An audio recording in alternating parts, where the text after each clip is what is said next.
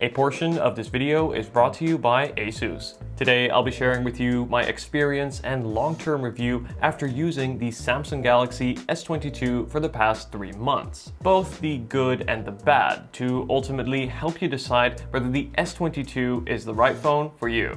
As always, I will leave all the purchase links down in the description. Let's get to it. So first let me tell you which model I chose. So I opted to go for the Galaxy S22 in 128GB and chose the Phantom Black color, and this comes in at $799 or £769. And if you've seen my original review video, you'll know that I love the design of the S22. The matte textured glass back not only looks good, but also feels comfortable in the hand.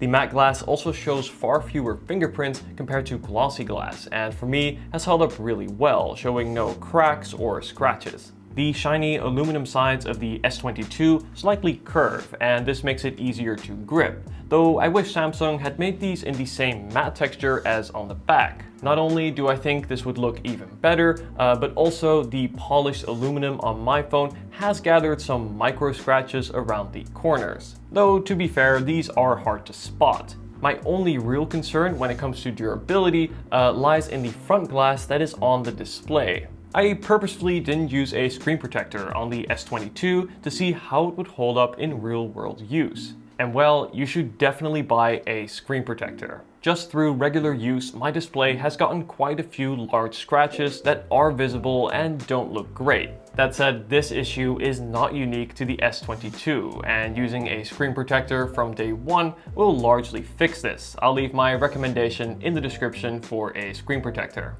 As someone who typically uses iPhones, having USB-C is great. I only need to pack one charger and one cable to charge all my tech. The buttons on the S22 have remained tactile and clicky, though I do still think that the side button could be a little bit bigger. All things considered, the S22 looks sharp, feels premium, and has held up well, with build quality comparable to that of the latest iPhones, though just like with the iPhones, do make sure you get a screen protector. But let me know in the comments, which design do you prefer, the Galaxy S22 or that of the iPhone 13?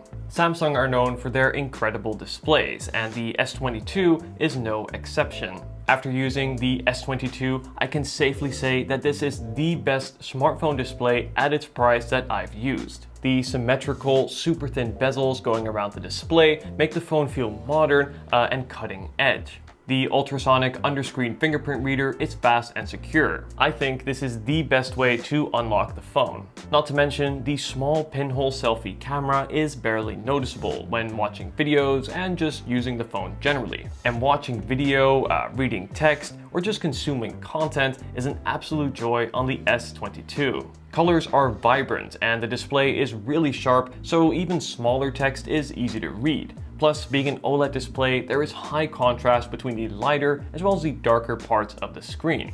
I'm also happy to report that I've had no issues with burn-in so far. This can occur with any OLED display over time, but using auto brightness and setting an auto lock timer will go a long way to preventing burn-in from occurring. The display also gets really bright with up to 1300 nits of brightness, and this means I can clearly see the display in all lighting conditions, even in direct sunlight. Great when walking around outside in the hot summer sun. It also has a 120Hz refresh rate, and this is a feature that I really enjoy having, making any motion on screen appear extra smooth. Whether you are switching between apps or scrolling through your Instagram feed or playing games. But then if you are, say, reading a still image of text, the display will lower the refresh rate to help preserve battery. And well, when it comes to the S22, any preserving of the battery is welcome, but more on battery in a sec. But first, let me introduce you to the Asus ProArt MD300 mouse, the first mouse to have the Asus dial, allowing you to intuitively make quick and precise setting adjustments in creative apps like Photoshop, Premiere Pro, Lightroom, and more. Additionally, the side scroll wheel offers precise and seamless control in combination with the Asus dial. For example, you can rotate and click to change brush size,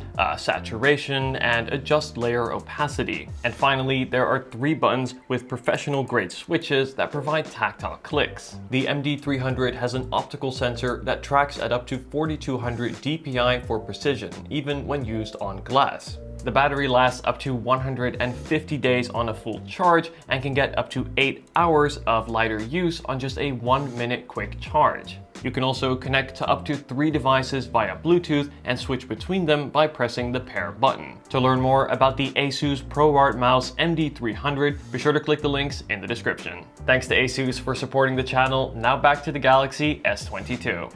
So I consider battery to be one of the key pillars in any smartphone, and it is unfortunate to have to say that in this category, the S22 did not meet my expectations. The S22 has a smaller 3700 mAh battery compared to the 4000 mAh battery from the S21. In typical day-to-day use, I found myself getting around 5 to 6 hours of screen on time. Now, for reference, on my iPhone 13, I get 7 to 8, and this difference is crucial. For example, during a typical day of mixed use, I end the day at around 6 p.m. with 20% remaining on the S22. Meaning I can just about get through a full day but not evening on the S22, whereas on my iPhone 13 I can get through a full day and evening still with battery to spare. With the S22, more often than not, I found myself topping up throughout the day using the 25-watt fast charging. As with more heavy use, using the camera, navigation, or watching videos, battery goes quick. I really wish Samsung had made the battery life more of a priority on this otherwise great phone. Thankfully though, when it comes to performance, the S22 more than delivers. With its Snapdragon 8 Gen 1 chip, games, photo or video editing apps run super smooth. To add to this, Samsung's One UI is probably the most stable experience you'll find on Android, and I found it to, in general, perform quite well. I especially like Android's Material U, where the color of the OS will adapt to the color of your background, letting you really make the phone your own. Something really important to me is that the S22 is promised to get 4 years of software updates and support. Now, as someone who typically uses iPhones, I really like to see this. While it is still no 5 to 6 years that Apple provides, it is getting there, more than the 3 years that Google gives to their Pixel phones. On the back, we have a triple lens camera system, the best of which is the 50 megapixel wide angle lens, and is also the lens that I use most. Photos are detailed, white balance is accurate in all lighting conditions, and colors, while slightly more on the saturated side, still look fantastic. And then when it comes to video, I would say it is still not on the level of that of the iPhone, but still 4K 60 FPS footage looks great, with excellent image stabilization and reliable autofocus, though changes in exposure could still be a bit smoother. No matter how dark it is, Samsung's nightography uses long exposure and computational photography to add light where there is none, while still retaining detail in the image, creating for some pretty spectacular results. So after 3 months of using the S22, have my thoughts changed, and is it still worth it?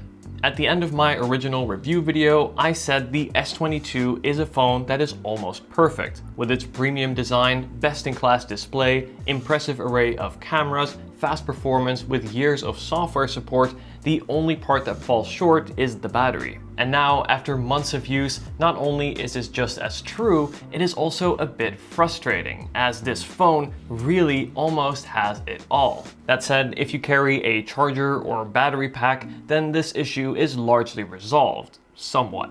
Still, the Galaxy S22 at its price remains to be, in my opinion, the best all-around smartphone you can buy on the Android side.